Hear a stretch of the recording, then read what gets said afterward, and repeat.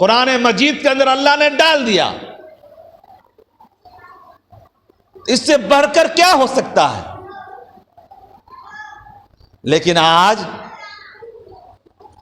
قرآن مجید تو ہمارے والدین دیتے ہیں جہیز میں، لیکن افسوس ہے کہ دنیا کی ساری چیزیں ہمارے والدین نے بیٹی بیٹے کو جہیز میں دے دیا، لیکن اس کتاب کو، اس قرآن کو نہ میری بیٹی پڑھتی ہے نہ میرے داماد پڑھتے ہیں۔ تو تمام کتابوں میں افضلیت، تمام کتاب میں افضل اس کتاب کی بات سامنے آ گئی کہ دنیا کی کتابوں میں دنیا کی ساری چیزیں اللہ قرآن مجید کے اندر ڈال دیا، اس سے بڑھ کر کوئی چیز ہی نہیں ہے۔ دوسرا فرمانے لگے آقا مدنی صلی اللہ علیہ وسلم، اس مہینے میں کلمہ طیبہ کا ورد کیجئے، تمام ذکر میں افضل لا الہ الا اللہ کا ذکر ہے۔ اس ماہ مبارک مہینے میں آقا مدنی صلی اللہ علیہ وسلم ذکر کی طرف اشارہ فرما رہے ہیں ہم لوگ کو۔ کیوں؟ کہ ذکر تو قرآن مجید بھی ہے، ذکر تو اور بھی تسبیحات ہے۔ اس ذکر لا الہ الا اللہ کا ذکر کے بارے میں آقا مدنی صلی اللہ علیہ وسلم خود فرماتے ہیں صحابہ کی جماعت کو، فرمائے لگے کہ حضرت موسیٰ علی نبینا علیہ السلام نے بارگاہ الہی میں عرض کیا، اے اللہ مجھے ایک خاص ذکر مجھے بتلا دیجئے، ایک مخصوص چیز مجھے عطا کر دیجئے جس سے ہم آپ کو یاد کرتے رہیں۔ اللہ رب العالمین نے حضرت موسیٰ علیہ السلام کو کہا لا الہ الا اللہ کا ذکر کیجیے اور یہ کلمہ پڑھیے۔ تو حضرت موسیٰ علی نبینا علیہ السلام کہنے لگے، اے میرے رب، اے میرے اللہ، یہ تو کلمہ آپ کے سارے بندے جانتے ہیں، یہ کلمہ آپ کے سارے بندے جانتے ہیں، مجھے کوئی مخصوص کلمہ عطا فرما دیجئے۔ تو اللہ رب العالمین فرماتے ہیں، اے موسیٰ اس کلمہ کو ایک پلڑے میں رکھ دو اور ساری دنیا کی چیزیں آسمان سے لے کر زمین تک، زمین کی ساری چیزیں، آسمان کی ساری چیزوں کو تم ایک پلڑے میں رکھ دو، تو لا الہ الا اللہ جس پر رکھا ہوا ہوگا وہ پلڑا جھک جائے گا، وہ پلڑا جھک جائے گا۔ تو افضل ذکر کا بھی اس کی اہمیت مجھے معلوم ہو رہی ہے کہ رمضان کے مبارک مہینے میں آقا مدنی صلی اللہ علیہ وسلم فرما رہے ہیں کہ کلمہ طیبہ کا ذکر کرو، تمام ذکر میں افضل ہے۔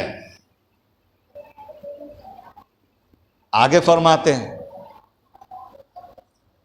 جہنم سے خلاصی، جہنم سے چھٹکارا مانگو۔ میرے دینی بھائیوں، آج ہم دنیا کے چیزوں میں ہم مشغول اتنے ہو گئے، اتنے بالکل لگ گئے ہیں، جو ہمیں خیال بھی نہیں ہوتا کہ یہ مبارک مہینہ میرے اوپر ہے، اللہ نے عطا کیا، یہ مبارک راتیں ہیں، جو اللہ نے مجھے انعام کے طور پر عطا کیا، ہم کیا طلب کریں اللہ سے؟ ہم کیا مانگیں؟ ہم اللہ سے کیا درخواست کریں؟ تو میرے دینی بھائیوں، آقا مدنی صلی اللہ علیہ وسلم فرماتے ہیں کہ جہنم کی آگ کا ایک حصہ بھی نہیں دنیا کے اندر ہے۔ 1 روپیہ جس طریقے سے لیتے ہیں نا، 1 روپیہ کو آپ 100 جگہ تقسیم کیجئے، کتنے بیٹھیں گے؟ ابھی جو آگے جل رہی ہے یا جو جلا رہے ہیں آگے، اس کی تپش، اس کی حرارت ہم برداشت نہیں کر پاتے۔ جہنم کی آگ اس سے کہیں 10 گنا زیادہ ہے، ہم کیسے برداشت کر سکتے ہیں؟ تو آقا مدنی صلی اللہ علیہ وسلم نے فرمایا، اس مبارک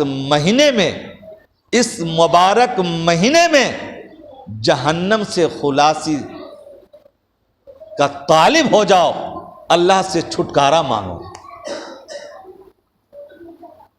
چوتھا فرمایا، جنت کی طلب۔ آج ہم دنیا کے اندر اللہ کے پورے احکام کو چھوڑے ہوئے ہیں، اللہ کے حکم کو توڑے ہوئے ہیں، فرمان رسول کو چھوڑے ہوئے ہیں، اور اپنی راحت کے لیے، اپنے سکون کے لیے در در کی ٹھوکریں کھا رہے ہیں، کاروبار کر رہے ہیں، کھیتی باڑیاں کر رہے ہیں، لیکن سکون نہیں ہے، سکون نہیں مل پاتا۔ تو اللہ کے رسول صلی اللہ علیہ وسلم بھی فرما رہے ہیں، آپ کے قرآن مجید کے اندر آیت بھی اعلان کر رہی ہے، الذین آمنوا تطمئن قلوبہم بذکر اللہ، تاکہ آپ کو سکون ملے گا۔ اللہ سے طلب کیجئے اس ماہ مبارک میں جنت کی۔ میرے دینی بھائیوں، ہم اس کی قدر کریں، ہم اس کی قدر کریں، اس مبارک مہینے کی ہم قدر کریں، اور قرآن کی تلاوت، ذکر و اذکار میں اس مہینے کو گزاریں۔ آگے فرماتے اللہ رب العالمین، بجنات من الہدی والفرقان، ہدی للناس وبجنات من الہدی والفرقان۔ اللہ نے کہہ دیا ہدایت ہے انسانوں کے لیے، تمام انسانوں کے لیے، ہدی للناس، تمام انسانوں کے لیے ہدایت ہے اس قرآن مجید کے اندر۔ اور ہم لوگ تو کلمہ پڑھنے والے ہیں، ہم لوگ مسلمان ہیں، تو ہم لوگ کو اس مبارک مہینے میں بھی اللہ سے ہدایت کے طلبگار بنے، اللہ سے ہدایت مانگتے رہیں، اور ہدایت سے مانگ کے چلے جائیں۔ ہم اللہ کے احکام کو پورا بھی کریں، پھر اللہ سے ہم ہدایت کی طلب بھی کریں۔ وَبَيِّنَاتٍ مِّنَ الْهُدَى وَالْفُرْقَانِ، اور اللہ نے اس قرآن مجید کے ذریعے حق و باطل میں امتیاز فرما دیا۔ حق کیا چیز ہے، باطل کیا ہے، کون سی چیز ہے، کون سا عمل ہے جس عمل سے اللہ راضی ہوتے ہیں، اسے حق کہتے ہیں۔ کون ایسا عمل ہے جس سے چھوڑنے سے اور جس کو کرنے سے دونوں فرق ہے نا، حق و باطل۔ ہم ایک اچھا عمل کریں گے تو یہ حق ہوگا، اگر ہم برے عمل کریں گے تو یہ باطل ہوگا۔ ہم ایسے عمل نہ کریں جس سے اللہ ناراض ہوتے ہوں، ہم ایسا کوئی کام نہ کریں جو کام سے اللہ ناراض ہوتا ہو، اسے کہا جاتا باطل۔ ہم اپنے اندر حق کو پیدا کریں اور اپنے سے اور اپنے آپ کو باطل سے دور رکھیں، تو ھدی للناس، اور اس کا مطلب